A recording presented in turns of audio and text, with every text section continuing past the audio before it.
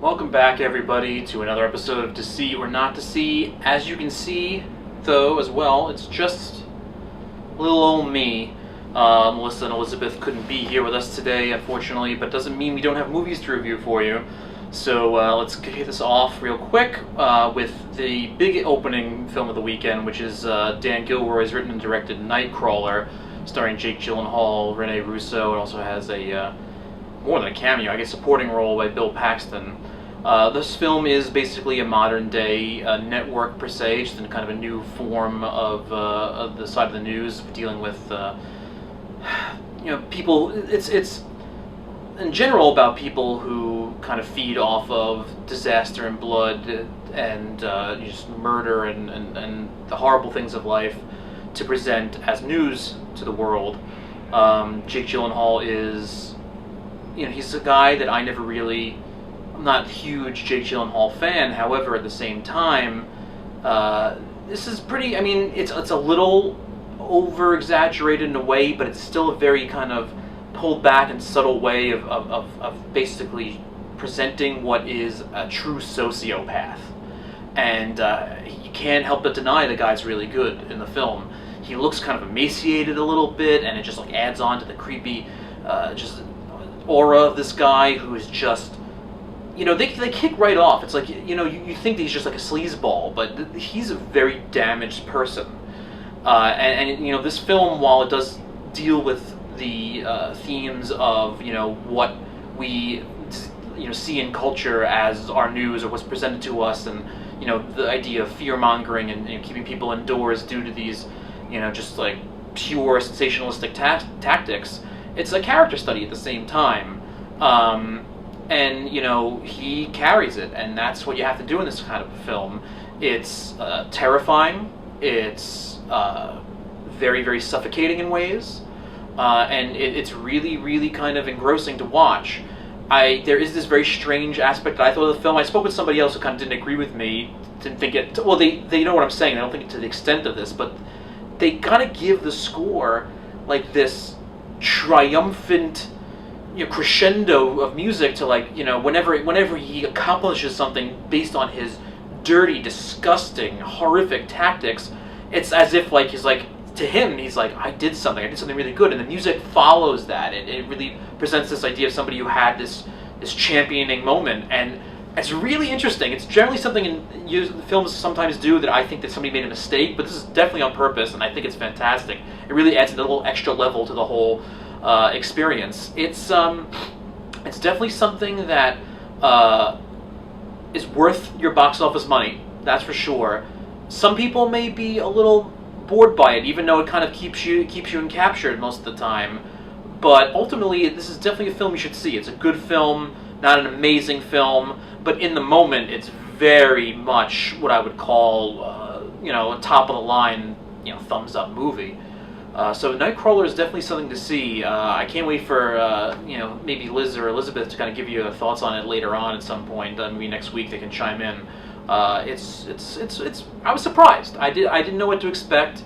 They show you some things in the trailers, which I try to avoid trailers, but I saw this one that they show you some things that you think that. I mean, what's going on. It's obvious. But they're still hiding things in a certain way, which really makes the viewing experience a pleasure. So that is Nightcrawler, and we can take a quick look at that real quick after we spoke about it, and we'll be back with the big one. You know what I'm talking about. The name of my company is Video Production News, a professional news gathering service. That's how it should be read, and that's how it should be said. I also want to go to the next rung and meet your team, and the station manager, and the director, and the anchors, and start developing my own personal relationships. I'd like to start meeting them this morning. You'll take me around, you'll introduce me as the owner and president of Video Production News, and remind them of some of my many other stories. I'm not done. I also want to stop our discussion over prices. This will save time. So when I say that a particular number is my lowest price, that's my lowest price. And you can be assured that I arrived at whatever that number is very carefully. Now, when I say that I want these things, I mean that I want them, and I don't want to have to ask again. So what's everybody really waiting for? That's right, next week is the release of Christopher Nolan's Interstellar, the new film from the director who brought you things from Following to Memento, all the way to the Batman trilogy. of course, Inception. So that is coming out November 7th, but if you live in an area that has a theater that's still projecting on film, most probably you'll be able to actually see it on November 5th. People who can watch either traditional, real IMAX, or have a theater that's still projecting on film, they will most probably be showing Interstellar starting the 5th. It stars Matthew McConaughey, Anne Hathaway, Michael Caine, and actually not as much other Christopher Nolan staples. You will have John Lithgow in there. There's some maybe other people we shouldn't mention who may pop up here and there. But obviously this is the one people are waiting for, and if you just want to give it a quick, if I had to say pro, or if I had to say yay or nay, it's definitely a yay film. It's definitely a C film. Part of me thinks it's utterly brilliant, where other parts of me still have things I have to work out with it. So it doesn't. I don't want to necessarily come out and give my definitive answer, I guess. I mean, see it, obviously, and we'll talk a little bit more about it, but it's definitely something that's worth your time. It's a long film. I think 169 is the official runtime. It doesn't feel like it, though. Yes, you know, you can tell where you may have already been out for other movies, but it keeps you, you're not on the edge of your seat, but it keeps you awake, alert, and waiting for the next section. I won't necessarily go too much into what the film's about. The trailers may say one thing, not saying that that's not something that doesn't happen. You probably read some other things from Christopher Nolan talking about how this is a movie really about a father and a daughter, and it is.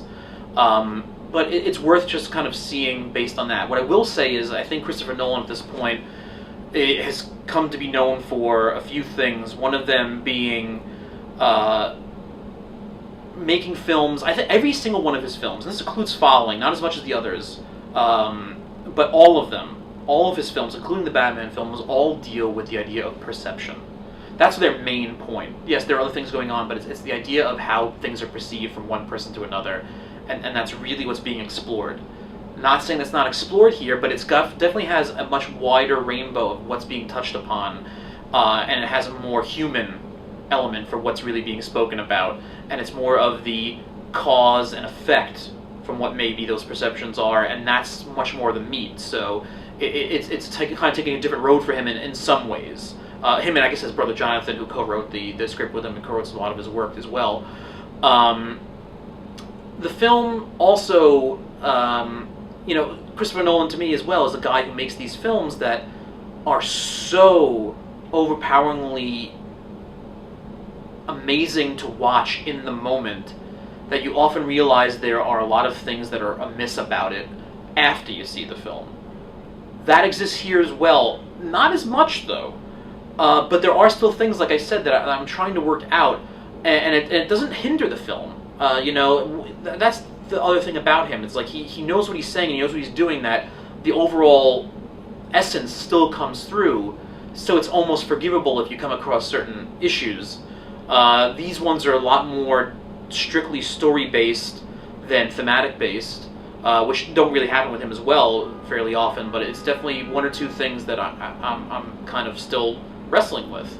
What I do also love about the film, that it showcases, the film takes place in the future, you know, and obviously things have changed. They'll kick right off the bat with you know, things that are argued today, almost jokingly, but that all of a sudden become factual life in the world of this movie. And so I don't want to say the word post-apocalyptic. It's not post-apocalyptic, but it is a vision of the future where most people would say is, you know, these post-apocalyptic type atmospheres, but it doesn't play like that. It's got a nice, fresh look at it that is, you know, I say fresh, it's very refreshing, I should say. And then there's other things too. You know, it's very hard to go past, you know, the ideas of black holes and wormholes and, you know, a lot of other celestial events, you know, in layman's terms that you already haven't heard before. But visually, the way they're presented here are very, very kind of, it's the same idea, but it's definitely a new kind of view on it. And there are scenes that will basically be this generation's version of 2001 in terms of the special effects for, you know, what you would ever consider light speed travel, or, you know, a lot of things that Kubrick was doing then that nobody were able to even do then. Here, you're getting that as well. So overall, ultimately, and we're going to talk about this movie again next week with Liz and Elizabeth. So we'll have more of a chatter about it. But Interstellar is definitely Christopher Nolan does not let you down. If you're a Nolan fan, you're really going to love it. If you're not a Nolan fan and you take the time to actually go, you may be surprised, especially if you're in movies that are... I mean, I didn't cry, per se, in Interstellar, but if you're the type of person that is a tearjerker fan, and I'm talking like terms of endearment type tearjerkers, Interstellar is your sci-fi terms of endearment, maybe. Which actually should be the tagline, I think. Interstellar, the sci-fi terms of endearment. That's a good way to go. We have one more film to talk about this week before we wrap up, which is The Theory of Everything, which is the biopic of the life of Stephen Hawking and Jane Hawking, speaking about space and wormholes and black holes and so on and so forth. Interesting transition. Let's take a quick look, though, and we'll be back with that. Come on, get up. Morning, Brian. Stephen, are you aware that you've voluntarily embarked upon a PhD in physics? Hello. Hello. Science. Art. I'm a cosmologist. What's that? I study the marriage of space and time. The perfect couple. One never knows from where the next great leap forward is going to come, or from whom. What if I reverse time to see what happened at the beginning of time itself? Wind back the clock. Wind back the clock? Keep going. I don't know how. Yet. Keep winding. Where to? It's called motor neuron disease. Life expectancy is 2 years. I want us to be together for as long as we've got. It'll affect everything. You don't realize what lies ahead. This is going to be a very heavy defeat. But I love him. And he loves me. We're going to fight this illness together. Good luck. Why? I'm okay. So, this black hole at the beginning of time. Brilliant. Brilliant, Stephen. Well done, Doctor. He has pneumonia. The only way he will survive will be to give him a tracheotomy. He will never speak again. Yes, he will. My name is Stephen Hawking. It's American. Is that a problem? It has been a great joy to watch this man defy every expectation, both scientific and personal. There should be no boundary to human endeavor. However bad life may seem, while there is life, there is hope. Thank you. Sorry, did you say something? I said thank you.